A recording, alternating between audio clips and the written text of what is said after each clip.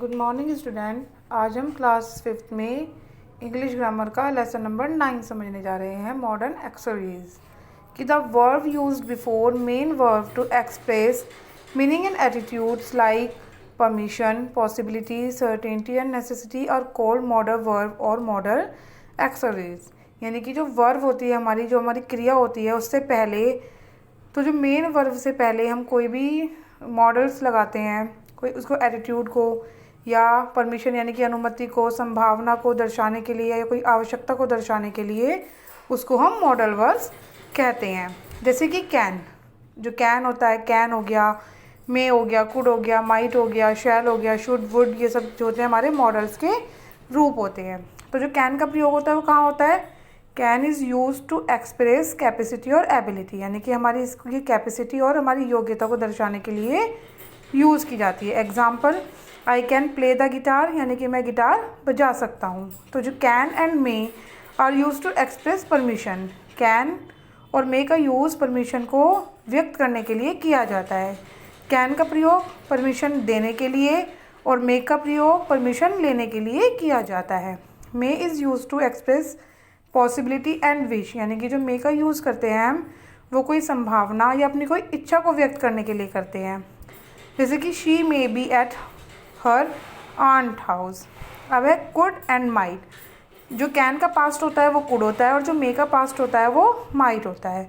Are use as a past equivalent of can and may, यानी कि can और may का ये पास्ट होता है। जैसे कि एग्जाम्पल में I might play badminton tomorrow, तो ये इसने किया कि मैं कल बैडमिंटन खेल सकता हूँ, तो अपनी संभावना को, अपनी इच्छा को व्यक्त कर रहा है, तो उसको पास्ट में यूज़ करेंगे। Shall and will are use to express future, यानी कि शैल और विल जो होता है वो फ्यूचर में यूज़ होता है, यानी कि भविष्य में यूज़ करते हैं इसको हम। एग्जाम्पल के लिए, I shall call her tonight, she will not be late for the party.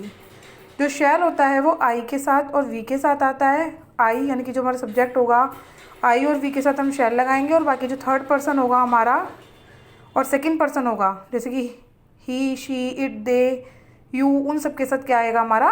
Will use करते हैं।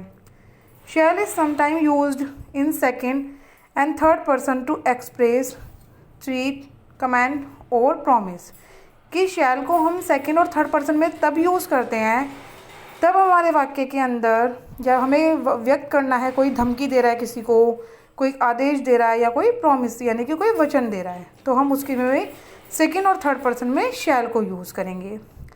Would is the use is past evident from the will, यानी कि जो विल का पास्ट होता है वो वुड होता है। और should is use to express duty और ऑब्लाइजेशन, यानी कि जो शुड यूज़ करते हैं हम, वो हम अपनी कोई ड्यूटी या नैतिक कर्तव्य हो गया हमारा, उसके लिए यूज़ करते हैं। उसके बाद आता है हमारा must.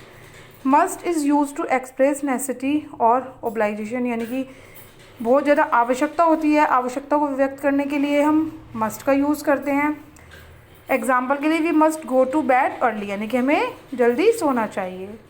Oat to is use to express moral obligation और डिसरेबिलिटी, यानी कि जो ओट टू का यूज़ करते हैं हम, वो जो मोरल ऑब्लाइजेशन होता है, कोई नैतिक शिक्षा जो होती है, उसके लिए हमें यूज़ करते हैं। Example, we ought to help those in need, यानी कि जिसको सहायता की आवश्यकता है उसकी सहायता कीजिए।